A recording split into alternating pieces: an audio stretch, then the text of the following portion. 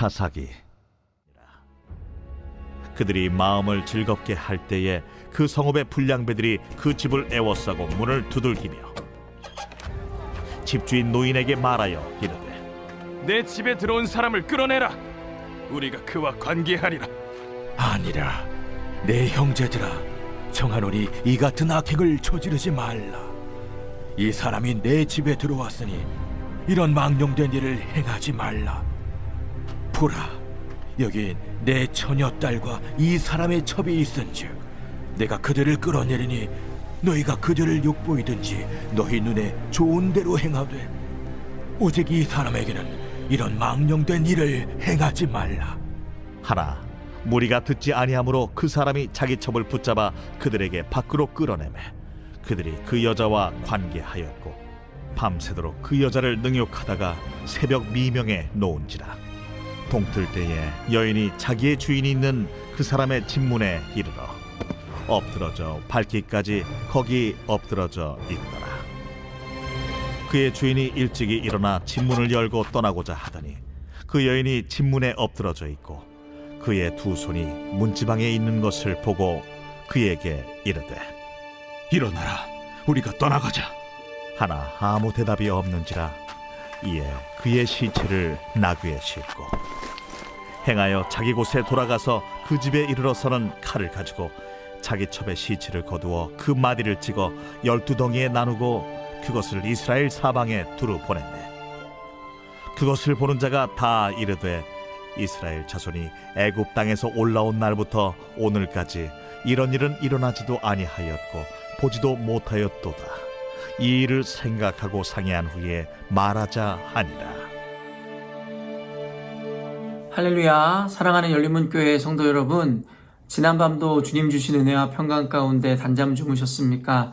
아침을 깨우는 말씀, 목요일 이 아침에 주님께서 저와 여러분에게 주시는 말씀은 사사기 19장 22절로 30절까지의 말씀입니다.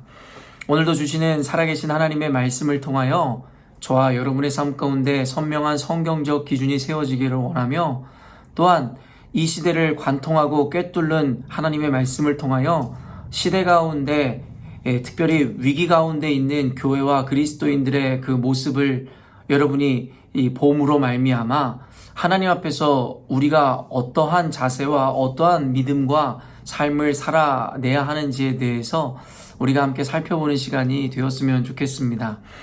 오늘 본문의 제목을 매일 성경의 해설자는 전대미문의 사건이라고 제목 붙였는데요. 말 그대로 오늘 본문에는 하나님이 없는 이스라엘, 그리고 하나님이 없는 이 자의 삶, 어떻게 보면 오늘날의 이 그리스도인 내지는 교회를 대표하고 있는 레위인의 삶 가운데 어떠한 끔찍한 일들이 일어나고 또한 그 끔찍한 일들에 대해서 어떠한 최악의 반응을 보이는지를 그대로 드러내고 있는 것이 오늘의 본문입니다. 며칠간 우리는 레위인에 대해서 함께 살펴보므로 오늘날의 교회와 그리스도인이 그 레위인의 모습과 태도를 통해 깨달아야 하는 바가 많다라고 이야기했는데요. 이제는 그 레위인의 행동으로 말미암아 벌어지는 구체적인 그 결과들을 드러내고 있는 본문들이 이어지게 되었습니다. 결국에는 이방에서조차도 자리를 잡지 못하고 결국엔 동족에게 가서 쉼을 얻고 유숙하리라 이야기했던 레위인과 그 일행들은 동족에게조차도 외면을 당하였지만 어떤 노인의 환대로 인하여 유숙할 곳을 얻게 되었음을 우리가 어제 본문에서 함께 살펴보았습니다. 오늘은 그 이후의 이야기들이 쭉 이어지게 되는데요. 22절 말씀 보면 그들이 마음을 즐겁게 할 때에 그 성읍의 불량배들이 그 집을 애워싸고 문을 두들기며 집주인 노인에게 말하여 이르되 내 집에 들어온 사람을 끌어내라. 우리가 그와 관계하리라 하니. 결국에는 노인의 환대를 받아 그 집에서 함께 즐거워하고 있었던 그때에 어떻게 알았는지 그 성읍의 불량배들이 찾아와서 그 집을 애워싸고 문을 두들기며 결국에는 그 레위인과 그 일행들을 끌어내라고 그 노인에게 협박하는 장면을 오늘 본문에서 그리더라는 것입니다. 그러면서 그들이 그 레위인과 일행을 끌어내고자 했던 이유가 무엇이었습니까? 그와 관계하리라. 결국에 오늘 이 본문의 내용은 우리가 잘 알고 있는 소돔성에 이루어졌었던 일들과 거의 똑같은 모양과 형태를 보여주고 있습니다. 롯이 바로 그때 당시에 소돔성에 거주하고 있을 때에 그에게 찾아왔던 천사들이 그의 집에 머물고 있을 때에 그 소돔성에 있었던 사람들이 그 집을 둘러싸고 문을 두드리며 그 나그네들, 바로 그 천사들을 내어놓으라고 롯을 협박하는 장면을 우리는 기억하고 있습니다. 오늘 본문에도 그와 같은 일이 그대로 이루어지게 되더라는 것입니다. 사실 우리가 잘 알고 있듯이 그 동성애가 만연했던 곳, 그것이 바로 소돔성이었음을 우리는 너무나 잘 알고 있습니다. 오늘 본문의 이 사사기 시대에도 나오는 이 이야기는 결국엔 그때 당시에도 얼마나 이 동성애가 만연된 시대였는지 그리고 사회였는지를 우리에게 분명히 보여주고 있더라는 것이죠. 어떤 이들은 하나님을 믿는 것이 단순히 어떤 구원의 어떤 신앙적이고 신비적인 영역에만 관련되고 머무른다라고 생각하는 이들이 있는지 모르겠으나, 그러나 우리가 하나님을 믿는 이 믿음이라는 것은 단순히 이 사후 세계, 어떤 이 내세를 떠나 사후의 세계에서 영생을 누리는 구원의 문제와만 관계가 되어 있다라고 제안하고 생각하지만 전혀 그렇지 않음을 성경은 우리들에게 보여줍니다. 바로 사사기에서 늘 중심의 주제처럼 이야기하고 있는 왕이 없으므로 하나님의 부재함으로 일어나는 사건은 단순히 사후 세계에 죽고 나서 이후의 이야기에만 연관이 되어지고 관련되어지는 것이 아니라 그들이 살고 있는 그 시대 가운데도 아주 구체적인 어떠한 결과가 이루어짐을 분명하게 보여줍니다.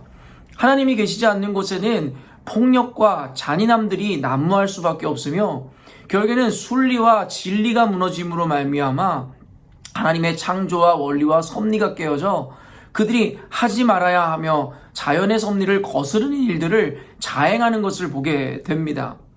소돔성 역시도 하나님 앞에 심판을 받아 마땅할 만큼 죄악이 관영했던 곳이고 그곳에서 일어나는 흔한 장면이 바로 이와 같은 동성연애였으며 그리고 폭력적인 성향이었습니다. 아무리 이 나그네가 집을 방문했다 하여도 그 집안에 들어온 사람을 내어놓으라고 폭력적으로 협박하고 그 집을 둘러싸는 행동은 사실 우리는 감히 상상도 하지 못할 아주 폭력적이고 위협적인 이 모습들일 것입니다. 바로 하나님이 부재하는 곳, 그와 같은 사회에는 이와 같이 폭력적이고 이와 같이 순리가 아닌 영리대로 이 살아가는 사람들의 모습이 그대로 드러나게 되더라는 것이죠. 사실 오늘날의 이 동성애에 대한 이슈들이 이 교회를 중심으로 참으로 많이 일어나고 있음을 우리는 잘 알고 있습니다. 이 사회에 동성애가 만연하고 이제는 그들을 관용해야 된다라는 인식들이 차차 퍼지기 시작하자 이제 교회에서 의식 있고 진리를 붙잡고자 하는 바른 교회의 사람들이 결국에는 그 동성애만큼은 막아내야 되고 그것이 법제화되는 것만큼은 우리가 어떻게 해서든 방어해야 된다라는 생각으로 어떤 이들은 생명을 걸고 이 잘못된 일들에 대해서 저항하는 것을 우리는 보고 있습니다. 그러나 너무나 안타깝게도 함께 목소리를 내고 도와야 하는 교회들이나 그리스도인들마저도 결국엔 자신의 일들이 아니라 생각하므로 그들의 자유는 자유대로 그리고 그들을 도리어 관용해 줄 수 있는 것이 그리스도의 사랑이다라는 말도 안 되는 이야기들을 내뱉기 시작하더라는 것이죠. 사사기서에서 분명히 보여주듯이 빈번하게 여호와의 이름을 들먹이지만 결코 하나님이 기뻐하시는 일은커녕 하나님의 이름을 등에 업고 자신의 욕망이나 채우고 거짓된 삶을 살아가던 당시에 이스라엘 백성들이랑 똑같은 행태를 보여주는 것이 오늘날의 그리스도인들과 교회의 모습은 아닐지 모르겠습니다. 결국엔 소돔성도 그러하였고 당시 사사기의 시대에도 그러하였고 오늘날의 동성애가 이제는 만연하는 것을 보면서 이 시대들의 공통점이 무엇이냐면 바로 하나님의 기준과 법이 무너지고 하나님의 임재가 부재하는 시대 그리고 상황이라는 것을 우리가 보게 되더라는 것이죠. 우리는 오늘날의 이 동성연애자들에 대한 어떠한 인식과 그리고 이슈를 통해서 결국에 우리 안에 얼마나 많은 회개 그리고 하나님에 대한 온전한 인식과 기준이 필요한 시대를 살아가고 있는지를 늘 생각해 보게 되더라는 것이죠. 사랑하는 열린문교회 성도 여러분, 하나님이 없는 시대 하나님이 없는 사회, 하나님이 없는 교회, 하나님이 없는 가정. 여러분, 단순히 구원의 문제뿐만이 아니라 실질적으로 살아가는 이 시대 안에도 결코 행복이라는 것이 찾아올 수 없음에 대해서 우리는 분명히 알아야 하더라는 것입니다. 결국엔 이 이후의 사건은 어떻게 전개가 되어집니까? 결국에는 이 레위인들을 지키고자 했던 노인은 자신의 딸과 레위인의 첩을 그들에게 내어줄 테니 그들을 욕보이든지 너희들 눈에 좋은 대로 행하라고 이야기합니다. 이는 이 롯이 행하였던 잘못과도 동일한 잘못을 반복하는 것 같은데요.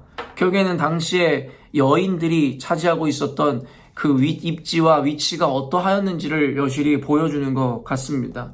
결국엔 딸이든 아무리 첩이라고 하여도 아내일진데 그들을 자신의 이 체면을 지키기 위해서, 자신의 신변을 지키기 위해서 그냥 헌신짝처럼 버리는 그들의 모습을 보면서 당시의 여성들이 얼마나 끔찍한 고통 가운데 살아갔을까에 대해서 짐작할 수 있을 것만 같습니다. 사실 이와 같은 모습을 보면서 며칠 전에도 함께 나누었지만 레위인이 그 첩을 찾으러 그 장인의 집에 찾아간 것이 결코 이 여인에 대한 어떠한 애정이라든가 결국에는 그 여인을 귀히 여기는 마음이 아니라 자신의 어떠한 욕망을 채우기 위한 수단으로서의 이 다정함이었다라는 것을 오늘 본문에서 보여주더라는 것입니다. 그 이후에 어떤 일이 있었습니까? 결국엔 그 무리들에 의해서 레위인의 첩은 이 날이 새도록 밤새도록 능욕을 당하였고 고통당하다가 새벽 미명에 노임을 받았노라고 오늘 본문에서 기록하고 있습니다. 그리고 그 주인이 있는 곳까지 그 여인이 겨우겨우 힘을 내서 갔지만 결국에 그 집 문 앞에 다다랐을 때에 문지방을 붙잡고 미처 들어가지도 못한 채 그 앞에서 주검으로 발견되어지는 끔찍한 사건이 오늘 본문에 이루어지고 있다라는 것이죠. 그때 27절 보면 그의 주인이 일찍이 일어나 집문을 열고 떠나고자 하더니 그 여인이 집문에 엎드러져 있고 그의 두 손이 문지방에 있는 것을 보고, 결국엔 이 레위인이 그 여인을 진정으로 아끼고 사랑했던 자가 아니었음을 보여주는 장면입니다. 결국에는 자신의 아내, 바로 그 여인이 나아가서 밤새도록 능욕을 당하고 있었던 그때에 그는 집안에서 결국에는 잠을 청하였고 결국엔 밖에 나와보지도 않는 모습 보여주고 있는 것이죠. 그러다 새벽 일찍이 일어나 결국에는 도망하고자 하였던 모습들을 그대로 보여주고 있더라는 것이에요. 그런데 도망하고자 문을 나섰더니 그 여인이 집문에 엎드러져 있는 것을 보고 그 여인에게 일어나서 함께 떠나자고 이야기하더라는 거예요. 그러나 안타깝게도 그 여인은 이미 주검이 되어 있었으며 결국엔 더 이상 이 세상 사람이 아니게 되었다라는 것이죠. 여러분은 이 본문을 보면서 어떠한 생각을 하게 됩니까? 근데 이후에 더 끔찍한 일이 일어나는데, 여러분 그 여인의 시체를 싣고서는 자기가 가고자 하는 곳으로 돌아가서 그 이후에 하는 일이 29절, 그 집에 이르러서는 칼을 가지고 자기 첩에 시체를 거두어 그 마디를 찍어 12덩이에 나누고 그것을 이스라엘 사방에 두루 보내매. 여러분, 성경에 어떻게 이런 이야기가 쓰여 있을 수 있을까 할 정도로 끔찍하고 잔인한 일들이 이루어지게 되더라는 것이죠. 아까도 이야기했지만 하나님이 없는 세상, 하나님이 부지한 곳에서 일어날 수 있는, 당연히 비상식이고 당연히 일어나서는 안 되는 일이지만 하나님이 없다라는 것은 기준을 상실해버리는 것이고 창조주의 원리와 섭리, 하나님의 성품을 잃어버린 시대라는 것을 의미하기에 이와 같은 잔혹한 일들, 그리고 비상식적이고 비도덕적인 일들이 일어나게 되더라는 것이죠. 결국에는 그 레위인은 마음에 분노가 찬 것입니다. 동족들에게 결국엔 저와 같은 협박, 그리고 저와 같이 끔찍한 일을 당하였다는 것에 대해 분노에 가득 찼습니다. 자신의 첩을 물건처럼 내동댕이 치고 그들에게 내주었는데 결국에는 자신의 첩, 어떻게 보면 자신의 소유물이 손상됐다는 것에 대해서 분노했는지도 모르겠습니다.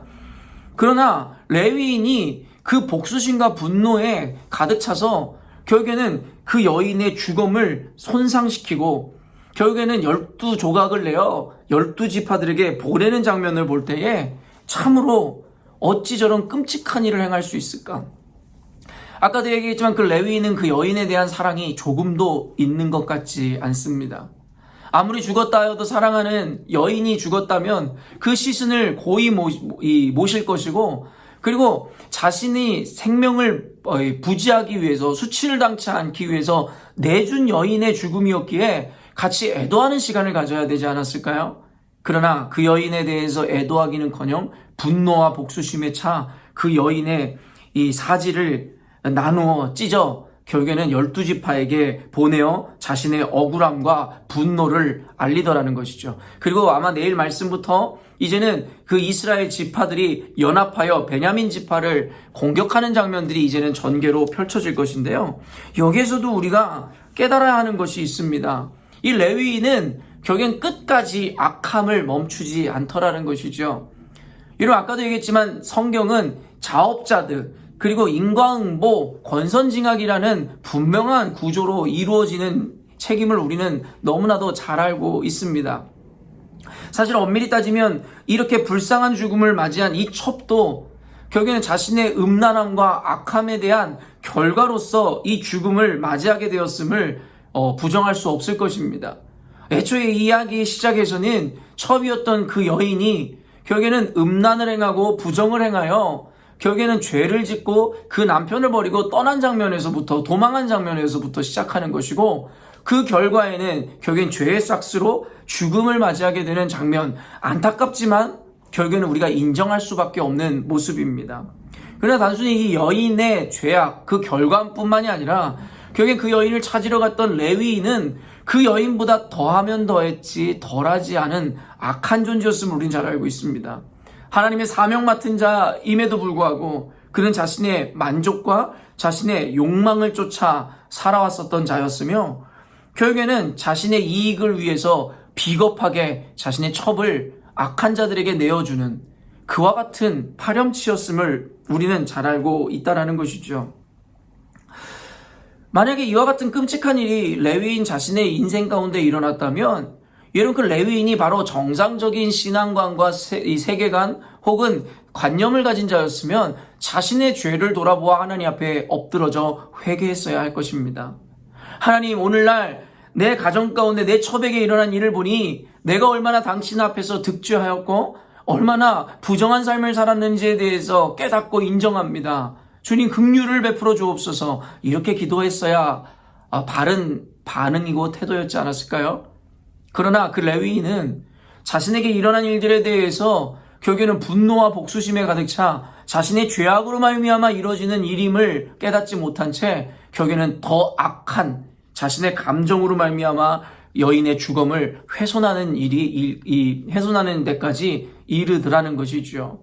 사랑하는 성도 여러분, 하나님이 부지하고 착각하며 살아가는 자들, 기준이 없는 자들에게 이와 같은 끔찍한 일이 일어남을 오늘 성경은 경고하고 있는 것입니다. 오늘날의 교회와 그리스도인들에게 오늘 말씀을 통해서 또한 경고하는 것이 무엇입니까? 하나님의 기준, 그리고 하나님의 임재, 하나님의 은혜를 회복하셔야 합니다. 더 이상 악에는 악으로, 이에는 이, 눈에는 눈으로 갚아줘야 한다라는 그와 같은 논리를 버리시고 하나님 앞에 철저히 스스로를 돌아보아 스스로 무릎으로 하나님 앞에 나아가고 자복하며 죄를 회개해야 할 것이라는 것입니다.